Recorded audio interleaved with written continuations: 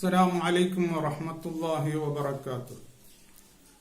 أعوذ بالله من الشيطان الرجيم. بسم الله الرحمن الرحيم. الحمد لله رب العالمين والصلاة والسلام على سيدنا محمد وعلى آله وصحبه أجمعين. ആദരണീയരായ ഉലമാക്കളെ, ശ്രോതാക്കളെ, നമ്മുടെ വിഷയം ഇപ്പോൾ കൽബിനെ പറ്റിയാണ്, ഹൃദയത്തെ പറ്റിയാണ്. ഈ ഹൃദയത്തിൽ ഉണ്ടാകുന്ന അഴുക്കുകളെപ്പറ്റി, കളങ്കങ്ങളെപ്പറ്റിയാണ്. അതില് ഇന്നലെ ഞാൻ പറഞ്ഞു, തെറ്റിദ്ധാരണ ഉണ്ടായാൽ അല്ലെങ്കിൽ ഗീബത്ത് മനസ്സിലുദിച്ച് പിന്നെ പറയുന്നു, നമീമത്തും പറയുന്നു എന്നീ കാര്യങ്ങൾ ഉണ്ടായാൽ ഹാർട്ടിന് തകരാറുണ്ടാകും, ഹാർട്ട് അറ്റാക്ക് ഉണ്ടാകും എന്ന് ഞാൻ പറഞ്ഞു. അതിന്റെ കാരണങ്ങളിൽ അത് ഒന്നാണ് എന്ന്. അള്ളാഹു നമ്മെല്ലാവരെയും കാത്തുരക്ഷിക്കട്ടെ. ഇനി ദേഷ്യത്തെ പറ്റിയാണ് ഇന്നത്തെ പാഠം. ഗളബ്, ദേഷ്യം, കോപത്തെ പറ്റിയാണ് ഇന്നത്തെ ക്ലാസ്. ഈ ദേഷ്യം എന്നുള്ളത് പലരിലും കാണുന്ന ഒരു അവസ്ഥയാണ്. കാരണം ചിലപ്പോൾ പലയിടത്തും ദേഷ്യം പിടിക്കാൻ പറ്റുന്നില്ല എങ്കിലും ചിലപ്പോൾ വീട്ടിൽ ഫ്രീ ആയിരിക്കും, മക്കളുടെ അടുത്തും അല്ലെങ്കിൽ സ്വന്തം ഭാര്യയുടെ അടുത്തും ഒക്കെ ഫ്രീ ആയിരിക്കും. അപ്പോഴൊക്കെ ദേഷ്യം കാണിക്കുന്നവരും ഉണ്ട്. പക്ഷെ ആരുടെ അടുത്താണെങ്കിലും അതിന്റെ എഫക്റ്റുകൾ സംഭവിക്കുക തന്നെ ചെയ്യും. അതിലെന്തെല്ലാം രോഗങ്ങൾ വരുന്നുണ്ട് എന്ന് ഞാൻ വിശദീകരിക്കുന്നുണ്ട്. അല്ലാഹു തആല മുഅ്മിനീങ്ങളെ വിശേഷിപ്പിച്ച് പറഞ്ഞത്, അള്ളാഹുവിൽ തവക്കുൽ ചെയ്യുന്ന മുഅ്മിനീങ്ങളെ വിശേഷിപ്പിച്ച് പറഞ്ഞത് സൂറത്ത് ശൂറയിലെ 37-ാമത്തെ ആയത്തിൽ വല്ലദീന യജ്തനിബൂന കബായിറൽ ഇസ്മി വൽ ഫവാഹിഷ് വഇദാ മാ ഗളിബൂഹും യഗ്ഫിറൂൻ എന്നാണ്.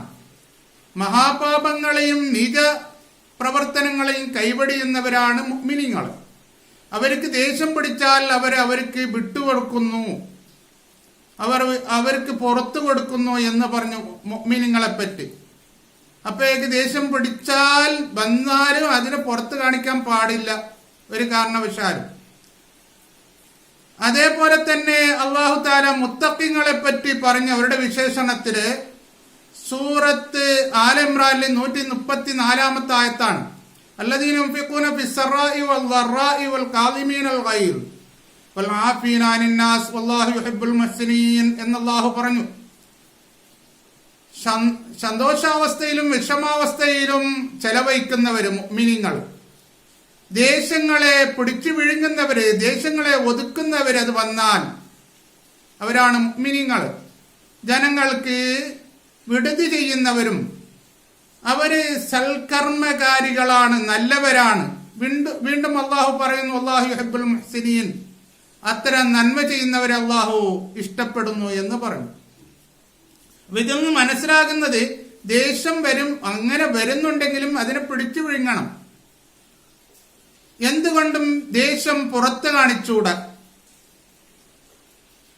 അബൂ ഹുറൈറ റളിയല്ലാഹു അൻഹു പറയുന്നു, അന്ന റജുലൻ ഖാല ലിന്നബി സ്വല്ലല്ലാഹു അലൈഹി വസല്ലം ഔസിനി, ഒരു വ്യക്തി വന്ന് നബി സ്വല്ലല്ലാഹു അലൈഹി വസല്ലമ തങ്ങളുടെ അടുത്ത് പറഞ്ഞു, എന്നെ ഉപദേശിക്കണമെന്ന്.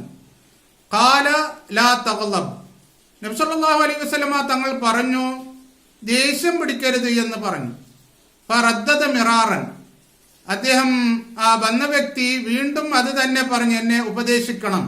ഖാല ലാ തഗ്ളബ്, അദ്ദേഹം പറയുമ്പോഴൊക്കെ നബി സല്ലല്ലാഹു അലൈഹി വസല്ലമ തങ്ങൾ പറഞ്ഞത് ദേഷ്യം പിടിക്കരുത്. അപ്പൊ എന്ന് നമുക്ക് മനസ്സിലാകുന്നത്, എന്തുകൊണ്ടും ദേഷ്യം ഉണ്ടാകാൻ പാടില്ല. ചിലപ്പോ വീട്ടുകാരോ അല്ലെങ്കിൽ നമ്മുടെ ഉറ്റവരോ ഉടയവരോ ആരാണെങ്കിലും എളുപ്പത്തിൽ കിട്ടുന്നു എന്ന് പറഞ്ഞിട്ട് ഒരിക്കലും ദേഷ്യം പിടിക്കരുത്. അല്ലാത്തവിടെയും എവിടെയും ദേഷ്യം ഒരിക്കലും നല്ലതല്ല.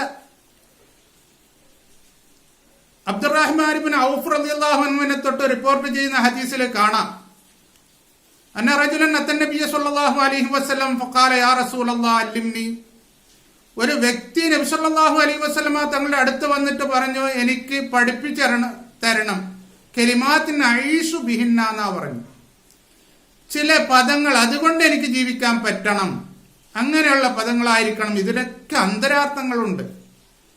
വലാ തുക്സിർ അലിയ ഫാൻസ, ആ വന്ന വ്യക്തി നബി സല്ലല്ലാഹു അലൈഹി വസല്ലമ തങ്ങളുടെ അടുത്ത് പറഞ്ഞു, തങ്ങളെ എന്തെങ്കിലും അധികം പറയുകയാണെങ്കിൽ അത് എനിക്ക് മറന്നു പോകും, അതുകൊണ്ട് വളരെ ചുരുക്കിയിട്ട് പറയണമെന്നാ പറഞ്ഞു. ഫഖാല റസൂലുള്ളാഹി സ്വല്ലല്ലാഹു അലൈഹി വസല്ലമ, അപ്പയേക്ക് നബി സല്ലല്ലാഹു അലൈഹി വസല്ലമ തങ്ങൾ പറഞ്ഞത് ലാ തഗ്ളബ്, ദേഷ്യം പിടിക്കരുത് എന്നാണ്. അദ്ദേഹം ചോദിച്ചത് എനിക്ക് ജീവിക്കാൻ പറ്റുന്ന പദങ്ങൾ പഠിപ്പിച്ചു തരണം. അപ്പയാ പറയും ദേഷ്യം പിടിക്കരുത്. അപ്പയില് ഇതെന്ന് എന്താ മനസ്സിലാകുന്നത്? ദേഷ്യം എന്നുള്ളത് ജീവിക്കാൻ അത് ബുദ്ധിമുട്ടുണ്ടാക്കുമെന്നാണ്. അതിന്റെ അർത്ഥം ഞാൻ അടുത്ത് പറയുമ്പോഴേക്ക് നിങ്ങൾക്ക് മനസ്സിലാവും.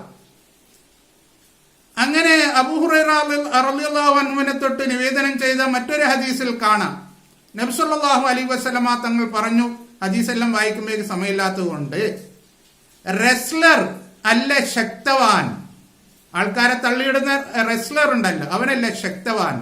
ദേഷ്യം പിടിക്കുന്ന സമയത്ത് അവന്റെ ശരീരത്തെ, അവന്റെ മനസ്സിനെ നിയന്ത്രിക്കുന്നവനാണ് ശക്തവാൻ എന്ന് നബി സല്ലല്ലാഹു അലൈഹി വസല്ലമ തങ്ങൾ പറഞ്ഞു. അപ്പോഴേക്ക് അവനെയാണ് സത്യത്തിൽ ശക്തവാൻ എന്ന് പറയേണ്ടത്. അപ്പൊ ഇതിൽ നിന്ന് എന്താ നമുക്ക് മനസ്സിലായത്? ഇങ്ങനെ ദേഷ്യങ്ങളെ പറ്റി അനവധി ഹദീസുകൾ ഉണ്ട്. അപ്പൊ ഇതിൽ നിന്ന് നമുക്ക് എന്താ മനസ്സിലായത്? ദേഷ്യം ഒരു കാരണവശാലും പിടിക്കരുത് എന്നാണ്. ഇനി ഞാൻ സമയമില്ലല്ലോ, വളരെ ചുരുക്കി പറയുന്നു. ഇന്ന് ശാസ്ത്രജ്ഞന്മാർ എന്ത് പറയുന്നു ദേഷ്യത്തെ പറ്റി? Side effect of the anger. ദേഷ്യത്തെ പറ്റി എന്താ പറയുന്നത്? ഹെഡേക്ക്. ആദ്യമായിട്ട് പറഞ്ഞത് ഹെഡേക്ക്, തലവേദന ഉണ്ടാകും. തലവേദന WHO വരെ പറയുന്ന, ലോക ആരോഗ്യ സംഘടന വരെ പറയുന്നത് ഏകദേശം 150-ലധികം വ്യത്യസ്തമായ തലവേദന ഉണ്ട് എന്നാ പറയുന്നത്. അങ്ങനെ ഒരു ഇനം തലവേദന, ഒരു ജാതി തലവേദന ഈ ദേഷ്യം പിടിക്കുന്നവർക്ക് ഉണ്ടാകും. ശ്രദ്ധിക്കണം നല്ലോണം. പിന്നെ പറയാം digestion problem such as abdomen pain. ദഹനത്തിന് പ്രശ്നങ്ങൾ ഉണ്ടാകും, ദഹിക്കൂല, അല്ലെങ്കിൽ ദഹന പ്രക്രിയക്ക് പ്രശ്നങ്ങൾ ഉണ്ടാകും, വയറ് വേദനകൾ ഉണ്ടാകും. ഇങ്ങനെ ഒരുപാട് പ്രശ്നങ്ങൾ ദേഷ്യം പിടിക്കുന്നവർക്ക് ഉണ്ടാകും. ഇത് എന്തുകൊണ്ടാണ് ഉണ്ടാകുന്നതെന്ന് അറിയില്ല. വീണ്ടും ദേഷ്യം പിടിക്കും, ഡോക്ടറെ സമീപിക്കും, പല വ്യത്യസ്തമായ ഡോക്ടറെ സമീപിക്കും, മരുന്ന് വാങ്ങിക്കും, കഴിക്കും, എന്നിട്ട് ദേഷ്യം പിടിക്കും. ഇത് മാറൂല. ഇതാണ് പ്രശ്നം. അതാണ് നബി സല്ലല്ലാഹു അലൈഹി വസല്ലമ തങ്ങൾ പറഞ്ഞത്. ചോദിക്കുമ്പോഴൊക്കെ എന്നെ ഉപദേശിക്കണം പറയുമ്പോഴൊക്കെ പറഞ്ഞത് ദേഷ്യം പിടിക്കരുത് എന്നാണ്. പിന്നെ ഇൻസോംനിയ, ഉറക്കില്ലാത്തൊരവസ്ഥ. ഇങ്ങനെ ദേഷ്യം കൂടുതൽ പിടിക്കുന്നവർക്ക് ദേഷ്യം അരുത്, ദേഷ്യത്തെ പിടിച്ചു വിഴുങ്ങണം, ഒതുക്കണം എന്നാണ് അല്ലാഹു തആല പറഞ്ഞത്. അപ്പോഴേക്ക് ഇൻസോംനിയ ഉണ്ടാകും, ഉറക്കമുണ്ടാവൂല, ഉറക്കത്തിന് ഡിസ്റ്റർബൻസ് വരും, ഇടക്കിടക്ക് ഉണരും, പിന്നെ ഉറക്കം വരുന്നില്ല, തീരെ ഉറക്കമില്ല, ഇങ്ങനത്തെ അവസ്ഥകളൊക്കെ ഉണ്ടാകും.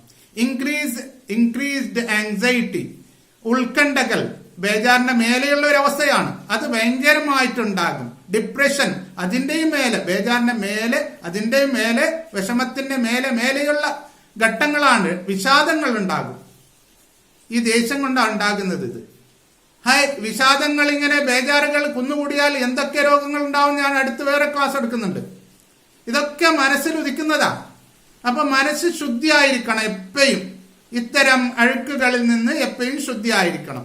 പിന്നെ ദേഷ്യം പിടിക്കേണ്ട അത്യാവശ്യ ഘട്ടങ്ങളിൽ മാത്രമേ പിടിക്കാവൂ. അത് നിർബന്ധമാണെങ്കിൽ മാത്രമേ ഒരു ചെറിയ തോതിൽ പിടിക്കാവൂ എന്നേ ഉള്ളൂ. ഹൈ BP, അവന്റെ ബ്ലഡ് പ്രഷർ, അങ്ങ് രക്തസമ്മർദ്ദം കൂടും, കണക്കിൽ കൂടും. 120/80 അതിന്റെ സാധാരണ ലെവല്. അതിലും കൂടാൻ പാടില്ല. കൂടിയാൽ പ്രശ്നം ഉണ്ടാകും. ഹാർട്ടിന് പ്രശ്നം ഉണ്ടാകും, ഒരുപാട് പ്രശ്നം ഉണ്ടാകും, പാരലൈസ് വരും. അള്ളാഹു നമ്മെല്ലാവരും കാത്തുരക്ഷിക്കട്ടെ. സ്കിന്നിന്റെ, ചർമ്മത്തിന്റെ ഇക്സിമ പോലെയുള്ള രോഗങ്ങൾ വരും. അള്ളാഹു കാത്തുരക്ഷിക്കട്ടെ. ചെറുതൊന്നും അല്ല, ഒരുപാട് പ്രശ്നങ്ങൾ ഉണ്ടാകും. ഹാർട്ട് അറ്റാക്ക് ഉണ്ടാവും, ഹാർട്ടിന്റെ അറ്റാക്ക് വരും. അള്ളാഹു നമ്മെ കാത്തുരക്ഷിക്കട്ടെ.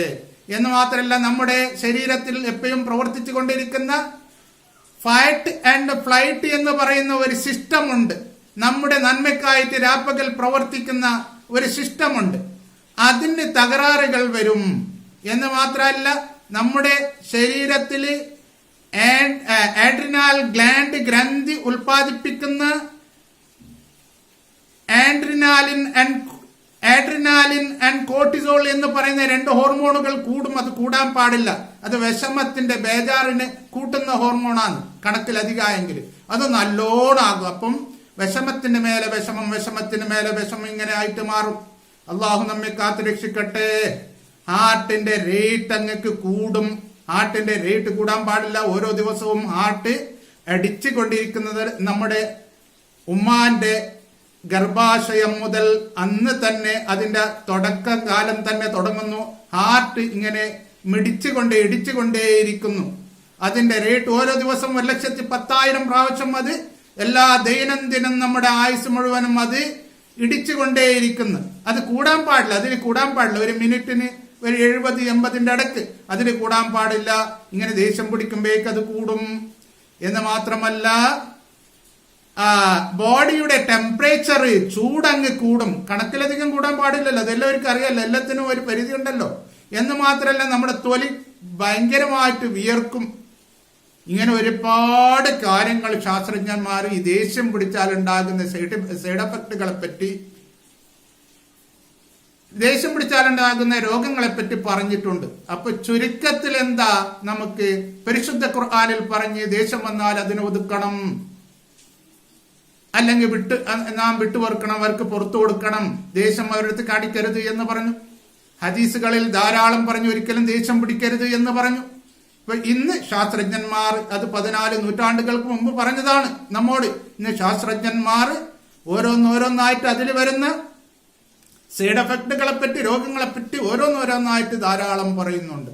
അപ്പൊ ചുരുക്കത്തിൽ എന്താ, എല്ലാം നമുക്കിവിടെ സുഖസുന്ദരമായിട്ട് ജീവിക്കേണ്ട എല്ലാ കാര്യങ്ങളെ പറ്റിയും പറഞ്ഞിട്ടുണ്ട്. അല്ലാഹു നമ്മളെ കാത്തുരക്ഷിക്കട്ടെ. ആമീൻ. അസ്സലാമു അലൈക്കും.